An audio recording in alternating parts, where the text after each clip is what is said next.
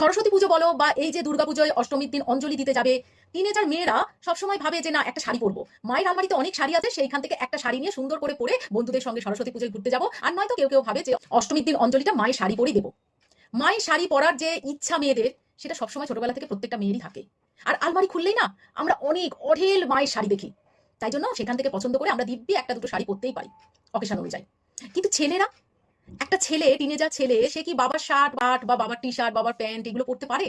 আমার মনে হয় খুব কম, খুব কম সংখ্যক। কেন বলতো? আমরা যখন আলমারি খুলি তখন দেখবে যে মায়ের শাড়ি পুরো থাকে থাকে সাজানো থাকে, কিন্তু বাবার জামা কাপড় খুব কম থাকে। বাবা নিজের জন্য কখনো চিন্তা করে না। বাবা সবসময় দেখবে পুজো আসুক বা যে কোনো অকেশানে বলবে এ আমার যা আছে ওটাই হয়ে যাবে, চেনা বামনের আবার পইতে ছাতো সেই টাকায় বরঞ্চ তোরা কিনে নিয়ে আয়, তোরা একটু পর, তোদেরকে সবাই দেখবে, আমার ওইসব বাদ দে, আমি শুধু এই একটা যা পুরনো আছে ওটা পরে নেবো, ব্যাস হয়ে যাবে।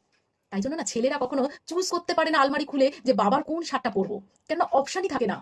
দুটো কি চারটে কি পাঁচটা শার্ট ঝুলছে, সেখান থেকে কি অপশন নেবে? তখন বলবে নিজে নিজে যে এর চেয়ে তো বাবা আমাকে বেশি জামা কাপড় কিনে দিয়েছে।